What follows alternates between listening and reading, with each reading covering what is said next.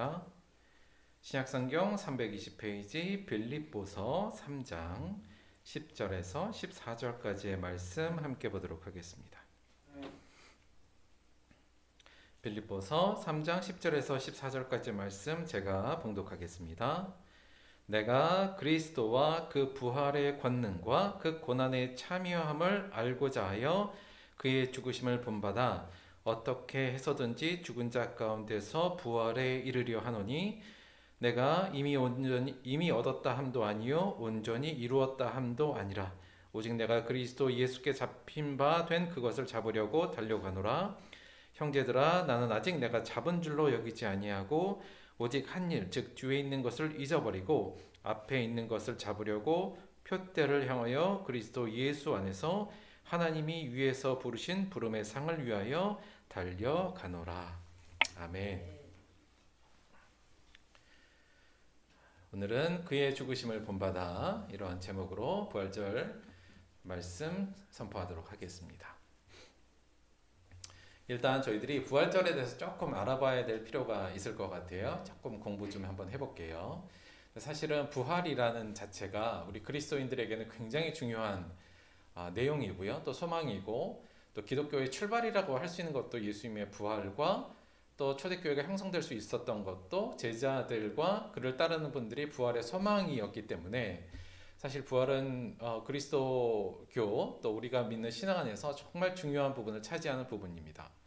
그럼에도 불구하고 생각 외로 저희들이 부활에 대한 관심은 그 중요성에 비해서는 상대적으로 좀 적지 않나 이런 생각을 가져요. 개인적으로는 왜 그런가를 좀 고민해 볼 때는 저희가 아무래도 이제 부활 이후의 삶보다는 이 땅의 소망이 훨씬 더 좀 관심이 크니까 아무래도 부활보다는 이 땅에 관심이 좀 큰 부분이 뭐 우리가 부활에 관심을 좀 적게 갖는 당연한 이유일 수도 있고요. 또 한 가지는 우리의 어떤 내세관 자체가 예수 믿고 교회 다니다가 죽으면 천국 간다 이렇게 딱 정해져 있어요. 그래서 이게 물론 틀린 건 아니지만 너무 좀 포괄적으로 알고 있어서 그 세부적으로 우리가 이후에 우리가 부활의 몸을 입고 부활한 이후에 심판을 받고 그 심판 때 이후에 하나님과 뭐 요 정도의 전체적인 내세관에 대한 생각이 좀 부족해서 나 그냥 죽으면 천국 가는데 뭐 약간 요 정도로 생각하기 때문에 부활한다는 생각에 대해서는 조금 관심이 좀 적은 부분도 좀 있는 것 같습니다. 근데 사실 요 부활한다 또는 우리의 부활, 예수님의 부활은 말씀드린 대로 너무 중요한 부분이라 저희가 매일 좀 상기해야 되는 부분이다. 요 말씀 좀 드리고요. 만약에 내가 정말 부활을 한번 고민했으면 나는 이제 부활할 거야. 그리고 예수님처럼 우리는 부활하게 될 거야를 심각하게 고민하셨거나 생각하신 분들이 있으면 이런 질문들 또는 물음들이 있었을 거예요. 뭐냐면 가장 대표적으로 되는 게 이런 건데 부활한 이후엔 나는 젊은 모습으로 다시 부활하나 늙은 모습으로 부활하나? 아이들이 부활할 때는 아이의 모습인가 어른의 모습인가? 좀 우스갯소리로는 성형 전의 모습으로 가나 성형 후의 모습으로 부활하나? 뭐 이런 얘기들. 그래서 부활이 정말 부활된 다음에 나는 어떤 모습일까에 대해서 한번 심각하게 고민하셨더라면 그러니까 생각했다면 그런 것도 저희가 생각해야 되는데 그런 거 별로 생각 안 해보잖아요. 그러니까 부활에 대해서 그렇게 심각하게 생각을 안 했다는 부분이긴 해요. 그런데 이러한 문제 또 이러한 생각 포함해서 저희가 부활에 대해서 조금 더 포괄적으로 조금 더 생각해보고 공부를 좀 해보도록 할게요. 일단 부활절이요. 일단 부활절이라는 게 일단 명칭에 대해서 생각해 보면 저희들이 일반적으로는 그냥 우리나라에서는 부활절 이렇게 지내죠. 근데 미국이나 영국에서는 이걸 이스터라고 얘기하고요. 또 파스카라고 표현하는 부분도 있습니다. 이거 그리스어니까 요거는 약간 유럽 쪽에서 이런 이야기를 좀 쓰기도 해요. 그 다음에 뭐 레저렉션 선데이는 그야말로 부활절 주일 이렇게 되니까 요건 뭐 그냥 앞에 하고 똑같은데 왜 미국이나 영미권에서는 부활절을 이스터라고 표현하냐에 대해서도 조금 잘 모르겠어요. 그러니까 그 부분에 대해서 크게 두 가지의 기원이 있는데 하나는 그냥 그 이오스터라는 저 튜천족의 여신에서부터 왔다라는 일단 설이 하나 있고요. 그러니까 약간 이방 좀 전설에서부터 이 명칭이 왔다라고 보는 것도 있고요. 또 하나는 그 이스트가 동쪽이잖아요. 그래서 이스터 해서 요 어원 중에 이른 아침, 이런 이른 아침이라는 뜻이 있거든요. 그래서 아마 우리가 아까도 봤지만 예수님의 부활이 새벽에 이른 아침에 그걸 의미해서 이스터라 붙였다 이런 얘기가 있어요. 그런데 아무래도 좀 이방 그러니까 이교도의 어떤 관습이나 여기서 왔다고 생각하시는 분들도 많아서 이스터를 조금 더 그 말 자체에 좀 딴지거신 분도 있고 약간 그런 것 같아요. 정확히 이스터라고 하는 거에 대해서는 뭔지는 정확히 모르겠는데 여간 첫 번째 아니 두 번째 저희가 말씀드린 것 같이 새벽에 아침에 예수님의 부활을 생각해서 영미권에서는 그냥 이스터라고 부른다 이렇게 그냥 이해하시면 될 것 같고요. 조금 재미있는 건 이 파스카라는 단어인데 이 파스카라는 단어가 사실은 그 아람어와 히브리어에서는 유월절을 의미하는 단어예요. 그걸 그리스식으로 바꾼 건데 그래서 유럽 쪽에는 그 자신들의 언어, 요 파스칼을 중심으로 자기의 언어 쪽으로 약간 바꿔서 이야기를 해요, 부활절을. 근데 자, 부활절인데 왜 유월절이라는 단어를 부활절로 썼을까? 이거 되게 좀 이상하잖아요. 근데 이걸 처음에 초기 그리스도인들은 그러니까 그 중에서도 유대인들 중에 그리스도인 된 사람 있잖아요. 그런 사람들은 이 유월절 행사 때 부활절을 기념했었어요. 초기에는. 그래서 아마 그 기원이 와서 파스칼이라는 말도 쓰고 있다. 이 정도로 기억하시면 될 것 같고요. 저는 우리나라 말 부활절 이게 제일 좋은 것 같습니다. 명칭은 그렇고요. 자, 이게 날짜인데 우리 부활절이 매년마다 바뀌잖아요.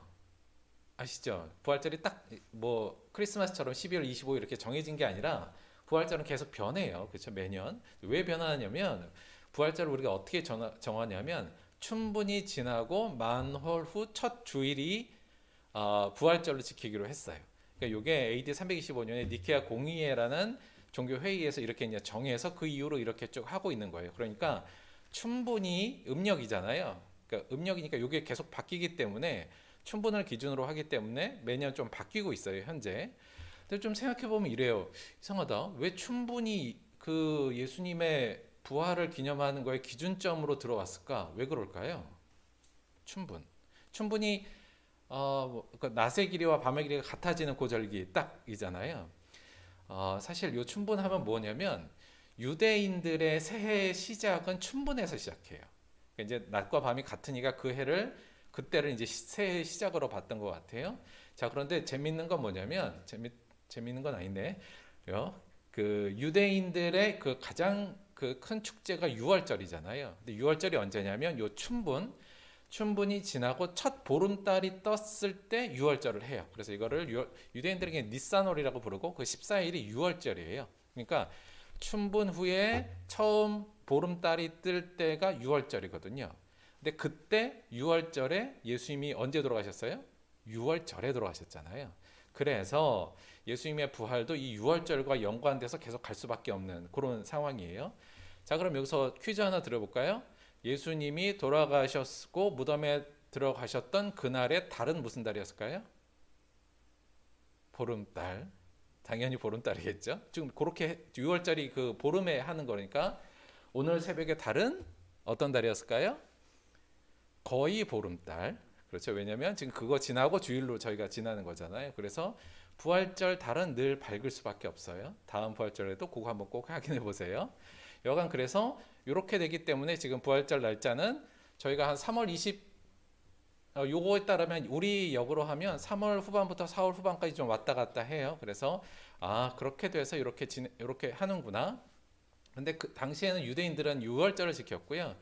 당시 그 이방인 그리스도인들은 왜 우리가 유대인들이 유월절에 꼭 부활을 기념하냐? 우린 주일날 하자. 그래서 주일로 했어요. 그래서 둘 사이에서 조금 싸우다가 325년에 그러면 춘분이 지나고 만으로 첫 주일 서로 춘분도 좀 생각하고 주일도 생각해서 이렇게 정하자라고 해서 지금까지 지켜오고 있다. 그래서 날짜는 그렇게 지내고 있다.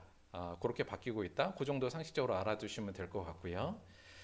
다음에 그럼 부활절은 대체 언제 시작했을까? 기독교 역사에서 성경에서 신약 성경에서 그 제자들이나 바울이나 부활절을 지켰다는 얘기는 없는 것 같아요. 약간 간접적으로 좀 볼 수 있는 부분도 있긴 한데 초기에는 부활절이라는 절기는 안 지켰던 것 같고요. 몇 가지 좀 한 2세기 경에 나오는 문서들을 기준으로 봤을 때는 한 2세기 중반부터 교회에서 부활절이라는 것을 새로 이제 지정해서 했던 것 같고요. 근데 재밌는 건 왜 처음에는 부활절을 안 지켰을까 생각하면 여러분도 다 아시겠습니다만 원래 주일이 뭘 기념하는 날이에요? 예수님의 부활을 기념하는 날이 원래 주일이에요. 그래서 사실 매 주일이 예수님의 죽으심과 부활을 기념하는 의미가 사실 매 주일의 의미거든요. 그래서 따로 부활절을 둘 이유는 없었지 않았을까 초기에. 근데 후반대 조금 시간이 지나면서 이거를 좀 새롭게 절기를 지정해서 축제로 만들어야겠다는 필요성이 생겼다, 이렇게 볼 수 있을 것 같아요. 개인적으로는 약간 따로 부활절을 딱 정하니까 어떤 문제가 생기냐면 1년 중에 하루만 부활을 기념하는 날로 우리가 이해할 수밖에 없는 약간의 부작용. 원래는 52주 1년 내내 예수님의 부활을 기억해야 되는데 오히려 그런 부작용도 좀 있고요. 그런데 또 매주마다 예수님의 부활을 기념하면 그것도 좀 식상해지잖아요. 따라서 하루를 또 기념하는 것도 그렇게 나쁜 것 같지는 않습니다. 그래서 그냥 저희 생각에는 매 주일이 예수님의 부활을 내가 기념하는 거다. 요건 잊지 마셔야 되고요. 아울러서 이런 절기를 통해서 우리가 부활의 의미를 더욱더 기리는 것, 그것도 나쁜 것은 아닌 것, 그것도 좋다. 이 정도로 여러분 이해하시면 될 것 같고요. 하나 고민스러운 게 요 부활절 상징으로 우리가 하고 있는 달걀인데 이게 대체 왜 달걀을 쓰느냐? 달걀을 왜 부활절 땐 주느냐? 그리고 이스터라고 하는 영미권에서는 부활절 상징으로 토끼를 많이 얘기를 해요, 실제로. 그래서 요즘에 미국에 가면 이제 토끼들이 상점에 많이 나와 있는데 요거에 대해서는 좀 고민이 많아요. 왜냐면 요거 정확히 기원을 모르겠어요. 제가 좀 신빙성 있는 어떤 자료들이 있나 하고 많이 찾아봤는데 실제로 그 기원을 정확히 알 수 있는 것들은 거의 없었다. 그냥 설밖에 없어요. 뭐 설은 엄청 많습니다. 이게 막달라 마리아의 설부터 뭐 십자군의 때의 어떤 뭐 여인의 이야기 등등 설들은 많은데 특별히 저희가 신빙성을 갖고 받아들일 만한 것은 현재까지는 발견하지 못한 것 같아요. 왜 달걀을 주고받게 됐는지에 대해서는. 근데 그냥 일반적으로 우리가 잘 알듯이, 그러니까 달걀을 우리가 부활절 때 주고받을 때 근본적으로 우리가 생각하는 그 이미지와 상징이 있잖아요. 딱딱한 껍질, 예수님의 죽음과 무덤을 상징하는 그 딱딱한 껍질을 깨고 나오는 생명, 이제 요 정도 예수님의 부활을 그런 것을 상징해서 계란을 주고받는 걸로 저희가 아는데 그 정도로 생각하시면 괜찮을 것 같다. 뭐 토끼나 그래서 달걀 이것도 뭐 이교도의 풍습에서 나온 거라 그래서 좀 굉장히 좀 반대하시는 분들도 있는데 굳이 그럴 거 없이 그런 의미로 저희가 잘 받으면 되겠다. 이 생각을 일단 좀 가지면 될 것 같고요. 또 하나 재밌는 거 뭐냐면 저희는 그 부활절 때 떡을 주잖아요. 한국 교회에서는. 왜 떡을 줄까에 대해서는 제 개인적으로는 우리나라는 축제 때나 뭐 이렇게 잔치 때 떡을 하니까 근본적으로 떡을 주는 거긴 한데 사실 저는 요거 원래 그 부활절 때 했던 늘 그 행사가 뭐냐면 성만찬이거든요. 굉장히 중요한 행사예요. 부활절 때는 성만찬이.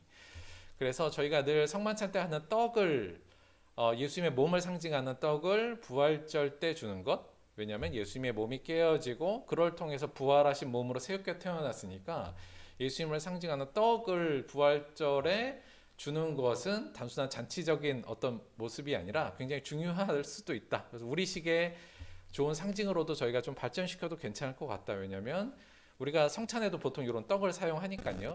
물론 예수님 당시에 그 떡은 그 무교병이요. 그러니까 누룩이 들어가 있지 않은 딱딱하고 맛없는 떡, 그거 빵이었지만 우리는 지금 떡으로 대표해서 저희들도 성찬도 하고 있으니까 이게 성찬을 생각하는 의미, 예수님의 죽으심과 그 몸의 깨어지심을 생각하는 의미로 떡을 주고 받는 것도 여러분이 그리고 우리가 떡을 먹는 것도 그렇게 의미화하면 저는 좋을 것 같다는 생각도 좀 듭니다. 그래서 이건 우리 한국 교회의 좀 좋은 전통으로 살렸으면 좋겠다는 생각을 드리고 그래서 저희들도 앞으로 떡은 좀 계속 해야 되지 않나 이런 생각도 갖고 있습니다.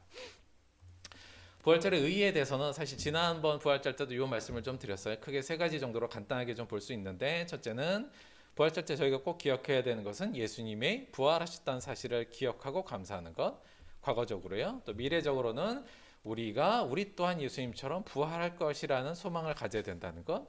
아울러서 현재는 따라서 그 부활에 소망하는 자의 합당한 삶을 살아야 된다. 요거에 대한 이야기를 쭉 지난번에도 드렸고 이 부분은 저희가 꼭 간직해야 될 근본적인 의의다. 요 정도로 저희가 기억할 수 있을 것 같습니다. 오늘은 요 두 번째하고 세 번째 부분을 조금 더 강조해서 오늘 조금 더 부활절 메시지, 부활절 우리가 기억해야 될 것들을 한번 조금 더 살펴보도록 할게요.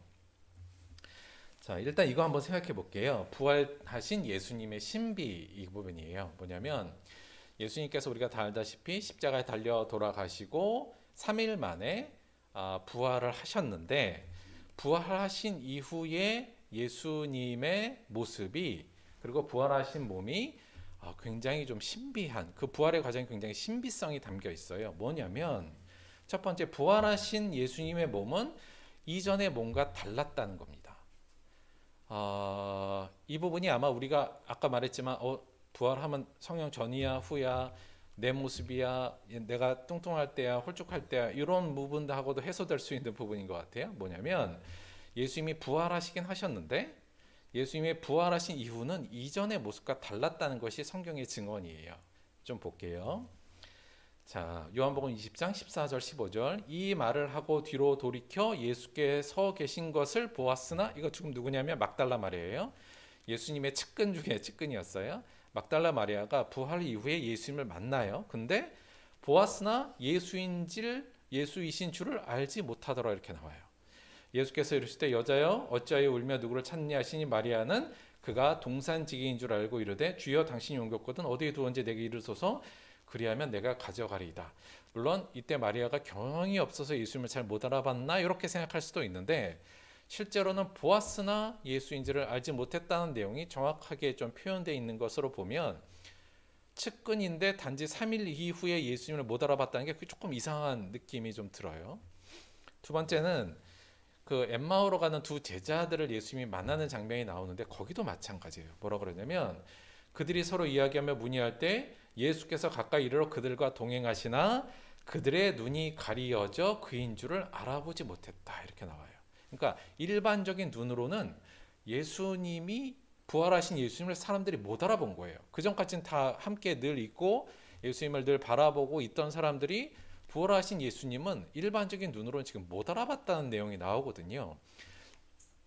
그래서 예수께서 이르시되 너희가 길 가면서 서로 주고받은 이야기가 무엇이냐 하시니 두 사람이 슬픈 빛을 띠고 머물러 서더라. 예수님께서 옆에 와서 지금 대화하고 있는데도 예수님이 누구인지를 못 알아보는 장면이 나와요. 이상하네. 왜 예수님이 못 알아봤을까 제자들은? 자 그런데 그 이야기를 마가복음에선 이렇게 아예 그냥 딱 얘기를 해요. 뭐냐면 그 후에 그들 두 사람이 시골로 갈 때에 예수께서 다른 모양으로 그들에게 나타나셨다 이렇게 돼 있어요. 그러니까 여기에 다른 모양이 아예 외형적으로 다른 모양이라는 표현이거든요. 자, 그러니까 부활하신 이후에 예수님은 그 전에 예수님의 모습과 뭔가 다른 거예요. 지금 다른 형상과 다른 모습. 이게 정확히 뭔지를 모르겠어요. 저도. 그러니까 요 말로는 정확히 우리가 알 수 없습니다만 사람은 사람인데 사람들이 측근에 있던 사람들이 못 알아볼 정도의 다른 변형된 모습으로 예수님이 나타나신 거죠. 그런데 겉모습만 예수님이 변하신 것이 아니라 조금 그 특성적으로도 굉장히 이상한 점이 성경에서 보도되고 있어요. 뭐냐면 자 그들과 함께 음식 잡수실 때 떡을 가지사 축사하시고 아까 엠마오에 갔던 그 제자들이에요. 축사하시고 떼어 그들에게 주시니 그들의 눈이 그때 밝아져요. 그리고 그인 줄 알아봅니다. 예수님 알아봐요. 근데 그 다음이 굉장히 재밌어요. 뭐냐면 예수는 근데 그들에게 보이지 않았다 이렇게 돼요. 자, 이건 뭐냐면 예수님이 갑자기 투명 인간이 됐다는 얘기가 아니라 예수님이 사라졌다는 얘기예요.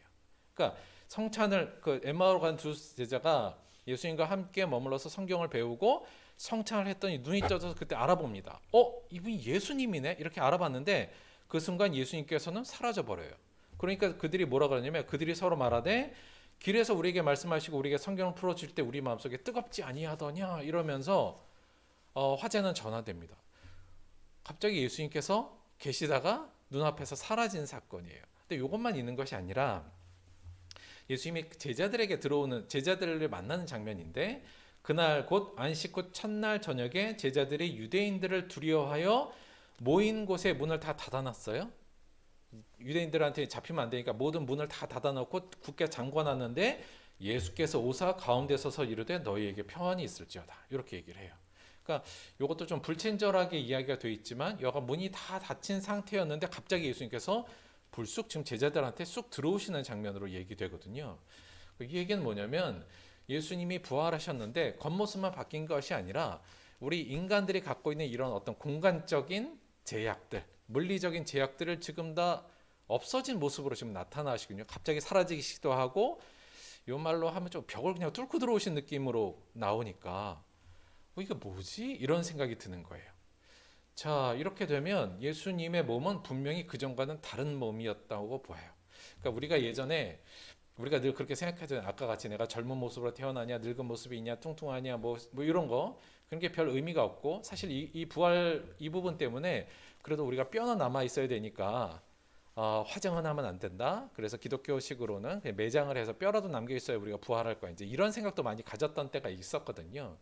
그런데 그야말로 우리가 그 전에 가졌던 육체가 그대로 우리가 보통은 그렇게 많이들 생각해요. 내가 죽으면 이 모습이 그대로 그냥 이 안에 이 육체대로 그대로 살아난다. 다시 살아난다. 이렇게 생각하시는데 그게 아니라 예수님의 부활은 그 전과는 전혀 다른 부활의 몸, 이걸 부활체라고 이야기하고요. 부활의 몸을 입고 새로운 모습으로 태어나는 거예요. 그러니까 아예 새 창조와 같은 느낌이죠. 따라서 우리의 부활도 그냥 우리의 현재의 모습이나 뭐 늙고 결함 있는 모습이 아니라 정확히는 모르겠지만 뭔가 변형된 바뀐 모습으로 우리는 부활의 몸을 입고 우리가 부활할 것이고 그 부활의 몸은 지금껏 우리가 가졌던 인간의 몸과는 전혀 다른 그리고 성질로도 다른 우리의 많은 제약된 이 육신의 몸과는 다른 영광스러운 부활의 몸일 것이다. 이렇게 이해하는 게 합당하다. 예수님께서도 그래서 그 사두개인들과 부활절에 대한 논쟁을 막 하실 때 나중에 이렇게 부활의 우리의 몸은 천사와 동등하다 이렇게도 말씀하셔요. 그러니까 우리가 정확히는 모르겠어요. 어떤 모습으로 우리가 부활하게 될지 하지만 뭔가 바뀌는구나. 그리고 지금 우리에 있는 뭐 아프고 제약이 많고 죄에 찌든 이 육체가 아니라 영광스러운 새로운 부활의 몸이요. 또 어찌 보면 시공간을 좀 초월할 수 있는 천사와 같은 그런 모습의 새로운 부활의 몸으로 우리가 새롭게 태어나겠구나 이 소망을 가지시는 게 합당하다. 정확히 모르겠지만 예수님의 부활을 보면 우리가 충분히 그런 소망을 가져야 된다. 이렇게 볼 수가 있을 것 같아요. 저는 굉장히 좀 기대돼요. 이거 뭔지. 그러니까 잘은 모르지만 이런 모습으로 새롭게 부활하겠구나. 요거에 굉장히 좀 기대가 되는 부분이 있습니다. 여러분들 우리도 좀 그런 기대는 함께 좀 가져야 되지 않을까 이런 생각을 들어요. 그런데 이 부활하신 예수님의 신비 중에 하나 더 기억해야 되는 건 뭐냐면 예수님께서 이렇게 다 바뀌셨는데 부활하신 몸이 많이 바뀌셨는데 이상하게도 부활하신 예수님 몸에 여전히 남아있는 게 있었어요. 뭐였을까요? 형상도 변하고 다 변하셨어요. 이게 성질도 어찌 보면 변했고 그런데 부활하신 몸에 이전의 것이 그대로 남아있는 게 있었어요. 뭐였을까요? 예수님의 손과 발의 상처와 옆구리의 상처 그리고 아마도 채찍 상처가 그대로 그 부활의 몸에는 남아 있었어요. 좀 희한하죠. 자, 이 말씀을 하시고 손과 옆구리를 보이시니 제자들이 주를 보고 기뻐하더라. 자, 정확히 제자들 잘 못 알아봤어요 예수님을. 근데 뭘 알아보고 예수님인지를 알아요? 손과 옆구리, 손에 있는 못자국과 옆구리에 있는 창자국을 보고 제자들이 주를 보고 기뻐하는 장면이 나와요. 부활하신 이후에 예수님의 자기를 증명하는 방식이 뭐냐면 그의 십자가의 상흔이 예수님을 알아보는 표식으로 좀 작용하고 있다는 내용이에요. 그들이 놀라고 무서워하여 보는 것을 영으로 생각한지라 예수께서 이르시되 어찌하여 두려워하며 어찌하여 마음에 의심이 일어나느냐 내 손과 발을 보고 나인 줄 알라. 내 손에 뚫려 있는 이 못자국, 발에 뚫려 있는 못자국을 보면 나인지 확실히 알겠지. 지금 이렇게잖아요. 다른 건 다 바뀌었는데 뭐는 남아 있어요? 십자가의 상흔은 여전히 남아 있다는 얘기예요. 우리가 다 알다시피 도마에 대해서도 그래서 예수님 그러시죠. 도마에게 이르시되 내 손가락을 이리 내밀어 내 손을 보고 내 손을 내밀어 내 옆구리에 넣어보라. 그리하여 믿음 없는 자가 되지 말고 믿는 자가 되라. 이렇게. 자, 이 부분을 저희가 어떻게 이해할 것인가에 대해서 조금 더 깊이 우리가 좀 많이 이야기를 할 필요가 있습니다만 이 두 가지 사실 예수님의 몸이 실제적으로는 천사와 같은 영광스러운 부활의 몸체로 변화하시긴 하셨는데 뭐는 남아 있어요? 십자가의 상흔은 여전히 남아 있었다. 이 내용을 가지고 저희가 이 정도의 결론은 좀 쉽게 내릴 수 있을 것 같아요. 뭐냐면 예수님의 그 부활의 영광은 그분의 십자가 죽음의 열매, 십자가 죽음의 결과였다. 다시 말하면 그분의 십자가의 죽음이 있었기 때문에 부활이 있는 거죠. 만약에 예수님께서 십자가를 거부하셨다면 그의 부활도 없는 겁니다. 따라서 부활과 죽음이 사실은 같은 얘기가 돼버려요. 이렇게 되면 동전의 양면과 같은 거죠. 조금 더 자세하게 기술하자면 이래요. 하나님 아버지는 그분이 주신 사명에 순종해서 죄인들을 위해 낮아지고 깨어지고 수치와 모욕을 당하시고 결국 죽으신 예수님의 그 삶을, 그 순종의 삶을 부활의 열매로 하나님께서 회복시키셨다, 이렇게 이해한 게 맞죠. 다시 말하면 예수님의 부활은 예수님의 십자가의 열매라는 것이, 그분의 부활의 몸에 십자가의 상처가 여전히 남아있다는 것이 방증하고 이야기하는 바다, 이렇게 얘기할 수 있는 겁니다. 그렇다면 저희들이 이렇게도 한번 생각해 볼 수 있을 것 같아요. 그럼 우리는요? 우리의 부활은 무엇의 열매로 오게 될까요? 마찬가지로 우리의 부활 또한 우리의 십자가의 열매로 오게 될 것이다라는 것이 당연히 저희가 생각해야 될 부분이에요. 우리의 부활도 우리가 각자가 지은 십자가의 열매로 분명히 나타날 것이다. 사실 그래서 이러한 생각, 우리가 짓는 십자가의 열매로 우리에게는 부활이 올 것이라는 이 사고는, 그리고 이 생각은 사실 초대교회 모든 제자들이 가지고 있던 생각입니다. 베드로도 그렇고요. 야고보, 또 히브리서 저자도 마찬가지고, 우리가 잘 아는 바울도 바로 이러한 생각으로 신앙생활을 했었어요. 오늘 본문 말씀은 바로 바울의 이러한 생각을 잘 표현해 주는 본문 말씀입니다. 좀 읽어볼게요. 내가 그리스도와 그 부활의 권능과 그 고난의 참여함을 알고자 하여 그의 죽으심을 본받아 어떻게 해서든지 죽은 자 가운데 부활에 이르려 하노니, 내가 이미 얻었다 함도 아니요 온전히 이루었다 함도 아니라 오직 내가 그리스도 예수께 잡힌 바 된 그것을 잡으려고 달려가노라. 형제들아, 나는 아직 내가 잡은 줄로 여기지 아니하고 오직 한 일, 즉 뒤에 있는 것은 잊어버리고 앞에 있는 것을 잡으려고 표대를 향하여 그리스도 예수 안에서 하나님이 위에서 부르신 부름의 상을 위하여 달려가노라. 조금 제가 편하게, 조금 의역해서 한번 읽어볼게요. 다시 한번 말씀을 좀 드리면 이래요. 지금 바울이 그런 거예요. 나는 그리스도를 알고 있어요, 여러분. 그리스도가 하나님의 아들이시며 나사렛 예수가 그리스도이시고 그분이 하나님의 아들이심을, 그의 십자가의 죽음의 의미를 알고 있습니다. 그리고 나는 그분의 부활의 권능도 알고 있어요. 그분이 부활하셨다는 것도 믿고 있고, 후에 그분이 부활하여 그분의 그 부활의 권능으로 우리를 부활시킬 것도 알고 있습니다. 또 저는 무엇을 알고 있냐면, 그 부활을 위해서 우리는 어떻게 해야 된다고요? 그 고난에 참여하는 것도 저는 알고 있습니다. 이렇게 이해할 수가 있어요.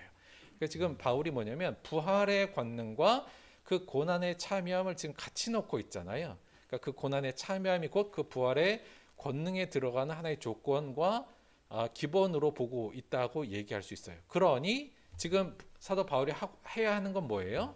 그의 죽으심을 본받아서 그 고난에 참여하겠다는 말이 바로 그분의 죽으심을 본받아서 나도 11절 어떻게 해서든지 죽은 자 가운데 부활에 이르려고 합니다. 나도 예수님과 같이 영광스러운 부활의 몸을 얻기 위해서 나도 그의 죽으심을 본받아서 어떻게 하든지 나도 부활하려고 지금 노력 중입니다. 지금 이 얘기거든요. 더 나아가서 뭐라 그러냐면 근데 내가 이미 부활을 얻었다고 생각하진 않아요. 내가 지금도 여전히 그의 죽으심을 본받아 살고 있지만 12절 내가 이미 그 부활을 얻었다고 생각하지도 않고요. 온전히 이루었다고 생각하지 않습니다. 오직 내가 그리스도 예수께 잡힌 바 된 그것을, 그냥 이걸 부활로 생각하셔도 돼요. 부활을 잡으려고 지금 열심히 그래도 지금도 달려가고 있습니다. 형제들아, 나는 아직 내가 잡은 줄로 여기지 아니하고, 그래서 지금 내가 여태까지 쭉 주님을 본받아서 그의 죽으심을 본받아 살아왔지만 난 이만큼 했으니까 부활할 거야 이렇게 생각하지 않고 이걸 다 잊어버리고 앞에 있는 것을 잡으려고 표대를 향하여 그리스도 예수 안에서 하나님이 위에서 부르신 부르심의 상, 부활을 위해서, 부활의 영광을 위해서 지금도 달려갑니다. 뭘 달려가요? 그의 죽으심을 본받는 삶을 지금도 표대를 향하여 달려가고 있습니다. 이 얘기가 사도 바울의 고백입니다. 그러니까 사도 바울은 근본적으로 뭐냐면 부활의 소망을 늘 갖고 있는 사람이에요. 부활하고 싶은 예수님처럼. 근데 그러기 위해서 그러려면 어떻게 했지? 그의 죽으심을 본받아야지. 그러니까 이것이 동시에 이루어졌던 사람이라고 볼 수 있습니다. 로마서 이 부분을 조금 더 간략하게 잘 설명하는데요. 사도 바울이 뭐라 그러냐면, 만일 우리가 그의 죽으심과 같은 모형으로 연합한 자가 되었으면, 예수님의 죽으심과 같은 예수님의 죽음과 하나로 되어서 연합한 자가 되었으면 또한 그의 부활과 같은 모양으로 연합한 자도 되리라. 그렇죠? 우리의 부활 예수님과 같은 부활의 연합을 이루기 위해선 예수님의 죽으심과 같은 모습으로 연합되는 게 필요하다. 이 부분도 끊임없이 얘기했다라고 볼 수 있어요. 그래서 초대교회는 이 두 가지의 생각, 부활에 대한 소망과 예수님의 죽으심의 본받음이 그들의 신앙의 아주 핵심적인 두 기둥이었어요. 그러니까 이런 건 거죠. 내가 열심히 부활을 소망해요. 나도 예수님과 같은 그런 부활을 이룰 거야. 그러고 싶어라고 할수록 뭘 생각해요? 그의 죽으심을 본받는 걸 생각하겠죠. 그래서 그의 죽으심을 본받아서 나도 열심히 예수님처럼 나의 십자가를 지고 열심히 예수님의 말씀에 순종하며 서로 사랑을 열심히 해야지 하면 할수록 힘들잖아요. 힘들수록 뭘 바라봐요? 그럼 부활의 소망을 그때는 바라보는 거죠. 또 그 부활의 소망을 또 바라볼수록 예수님의 죽으심을 바라보게 되고, 그래서 예수님의 죽으심을 바라볼수록 부활의 소망은 더 커지게 되고요. 그러니까 이러한 순환이 그들의 신앙을 쭉 이끌어갔던 가장 핵심적인 어떤 원리였다. 우리가 이렇게도 볼 수 있을 것 같습니다. 2022년에 우리가 부활절을 맞으면서 꼭 기억해야 될 것은 우리가 부활할 거에 대한 이 소망을 갖는 거고요. 이 소망을 갖는 것과 함께 꼭 함께 기억해야 될 것은 따라서 그의 죽으심을 본받아야 한다는 것. 그 부분은 저희가 명확히 이해해야 된다. 그리고 죽으심을 본받는 삶이 우리가 강할수록 예수님의 부활의 소망은 우리 안에 크게 차오를 것이다. 따라서 이 두 생각은, 그러니까 그의 죽으심을 본받는 것은 곧 그의 부활을 소망하는 것이 되겠죠. 사랑하는 우리 들복교회 성도님 여러분은 우리가 부활절을 맞아서 나도 이제 부활해야지, 또 부활의 소망을 갖는 것 중요하지만 아울러서 그의 죽으심을 본받는 것이 내 부활의 가장 중요한 조건이며 예수님과 같은 모습으로 될 거라는 것을 꼭 생각하시고 부활의 기쁨을 추구함과 동시에 그의 죽으심을 본받는 사도 바울처럼 그것을 향해 달려가는 저와 여러분이 되기를 주님의 이름으로 축원합니다. 마지막으로 이 말씀만 좀 드릴게요. 우리는 분명 예수님과 같이 부활의 몸을 입고 다시 살아날 겁니다. 이것은 성경이 증언하는 바고 우리가 믿고 있는 일이에요. 언젠가 우리가 언젠가 죽겠지만, 어떤 일이든 우리의 육신은 썩어지고 우리는 죽겠지만 예수님이 그러셨던 것처럼 우리는 부활의 몸을 입고 다시 태어날 겁니다. 그런데요, 그때 우리의 부활의 몸에도 우리 십자가의 흔적들이 좀 남아있을 것 같아요. 그리고 어떤 모습일지 모르겠지만 예수님의 죽음을 본받아 이 땅에서 살면서 생긴 인내의 흔적, 절제의 흔적, 손해의 흔적, 또 무시의 흔적, 고독의 흔적, 아픔의 흔적 등은 우리 부활 때 우리가 누구였는지를 알리는 표식으로 부활의 몸에 우리도 남을 겁니다. 열심히 이 땅에 예수님의 죽으심을 본받아 그 부활에, 이게 우리들에게는 훈장이겠죠. 부활하신 예수님에게도 이 손과 옆구리에 찔린 창, 그 다음에 채찍에 맞은 자국이 예수님에게는 자랑이라고 하긴 좀 그렇지만 영광이고 이 부분이 자신을 드러내는 중요한 표식이지 않았습니까? 우리에게도 아마 그런 모습이 있을 거라고 생각해요. 많이 우리 부활의 몸 안에 이러한 영광의 흔적들이 많이 남을 수 있도록 늘 예수님의 죽으심을 본받는 저와 여러분이 되기를 주님의 이름으로 다시 한번 축원드립니다. 우리 말씀을 생각하시면서 잠시 기도 함께 하는 시간 갖도록 하겠습니다.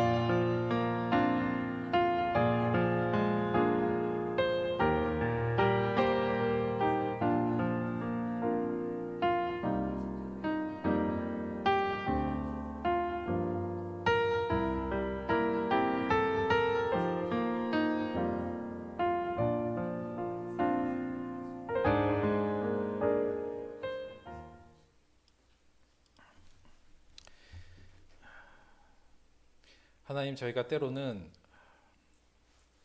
예수 그리스도의 십자가에 올라타서 우리 또한 예수님의 부활의 영광에 그저 다다르려고 생각할 때가 있습니다. 그것이 아니라 예수님이 말씀하신 것처럼 우리의 십자가를 지고 자기를 부인하고 예수님을 쫓는 것 그 자체가 참 은혜이며 기쁨이고, 그것이 우리의 부활의 영광으로 가는 길임을 우리 속에 되시는 시간 될 수 있도록 도와주옵소서. 늘 예수님의 죽으심, 그분이 우리를 위해서 참으신 그 인내와 그 상처들을 마음에 새기고, 현재 우리가 가지고 있는 예수를 따르는 삶에 있는 어려움을 이겨낼 수 있도록 주님 도와주옵시고, 힘들 때마다 부활의 몸을 소망하며 주님의 죽으심을 본받아 달려가는 우리들 되게 도와주옵소서. 감사드리며 예수님의 이름으로 기도드렸습니다. 아멘. 오늘 광고 좀 있는데요. 조금이 아니라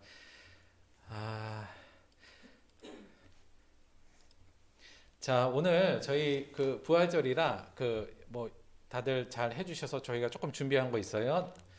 일단 음료수 드릴 거고요, 떡 드릴 거고, 계란 드릴 거고, 방울토마토 드릴 거예요. 근데 요거 먹는 순서가 있어요. 자, 어떻게 순서로 먹으면 될까요? 자, 설교를 잘 들으셨으면 이 순서를 맞춰야 되는데, 자, 뭐부터 먹어야 될까요? 순서를 드셔야 되고, 그냥 막 먹으면 안 돼요. 첫째 뭘 먹어야 되냐? 네, 떡부터 드셔야 돼요. 네. 왜 그럴까요? 우리가 떡 지금 뭐 상징으로 했어요? 예수님의 몸, 부서지시는 예수님의 몸, 성찬, 그렇죠? 그래서 예수님의 우리를 위해서 부셔뜨리신 그 몸, 떡을 먹으면서 예수님의 죽으심을 기억하시는 거, 그래서 떡부터 드셔야 되고요. 그 다음 뭐 먹어야 될까요? 자, 목 막히니까 음료수 이렇게 생각하시면 안 돼요. 자, 그 다음 뭘 드셔야 돼요? 그 다음 방울토마토 드셔야 돼요. 왜요? 예수님의 예수님의 몸의 죽으심은 그냥 사라진 게 아니라 하나님께서 뭘로 만드셨어요? 귀한 열매로 만드셨잖아요. 그렇죠? 열매로 새롭게 하나님께서 보상해 주셨어요. 그래서 이렇게 부셔지면 하나님께서 열매로 보상해 주는구나 해서 방울토마토 드시면 돼요. 그 생각으로. 아시겠죠? 그 다음은 뭐 먹어야 돼요? 그 열매의 내용이 뭐예요? 부활이었잖아요. 그러니까 그 다음 계란 드시면 돼요. 그렇죠? 그 다음 뭐 먹으면 돼요? 예, 목 막히니까 음료수 드시면 되는데, 음료수 이름이 Take a Live예요. 생명을 가지라, 요 음료수거든요. 그 포장지 그렇게 써 있을 거예요. 생각하시면서 요걸로 나도 생명을 얻는구나 생각하시면서 음료수 먹으면 된다. 그래서 떡, 방울토마토, 계란, 음료수 요 순서로 드셔야 돼요. 예. 무슨 의미인지 잘 생각하시면서 부활절을 한 번 더 기념하시라 의미로 말씀을 드립니다. 이렇게 계획하고 한 건 아닌데 하다 보니까 다 이렇게 돼버렸어요. 다 뭐 인도하심이 있었다고 생각합니다.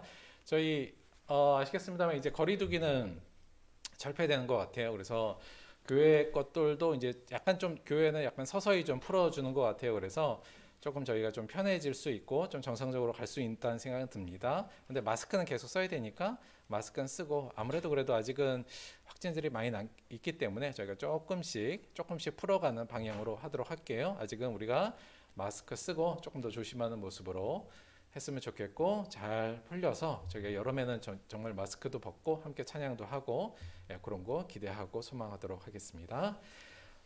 헌금을 위해서 기도하고 축도로 부활절 예배 마치도록 할게요.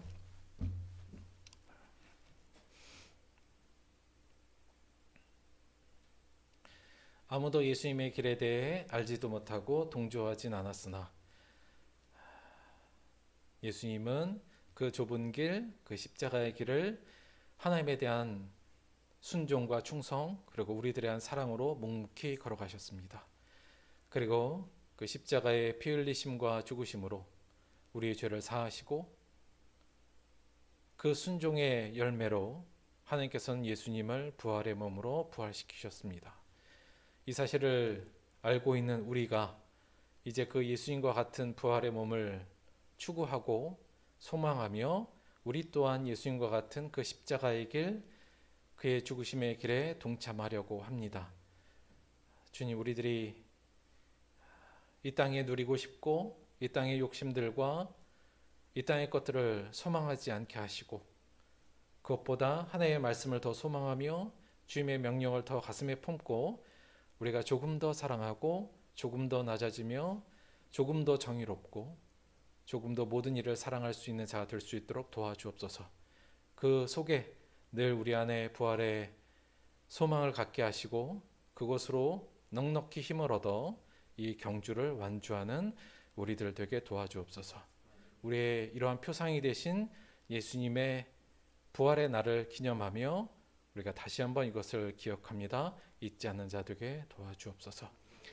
주신 은혜, 우리의 십자가 은혜 부활에 너무나도 감사하고 이 땅에 주님을 따라 주님의 십자가를 지고 갈 수 있는 이 사명의 길을 주심에 감사하여 또 주님 앞에 귀한 헌금으로 나아왔습니다.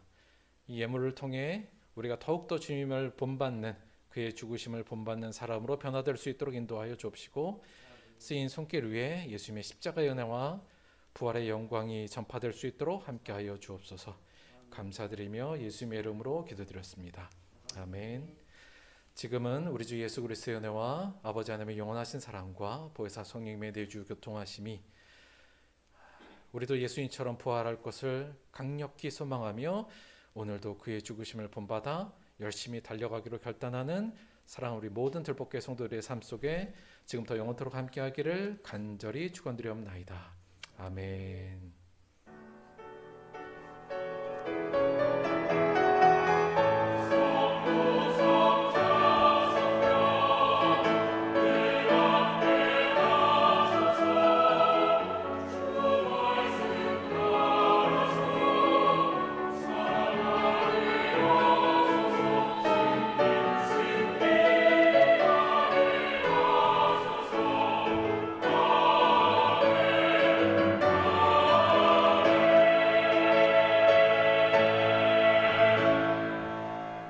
감사합니다. 하나님께 영광 박수 올리겠습니다. 수고하셨습니다. 날씨가 너무 좋죠. 한번 쭉 돌아보시는 것도 괜찮을 것 같아요.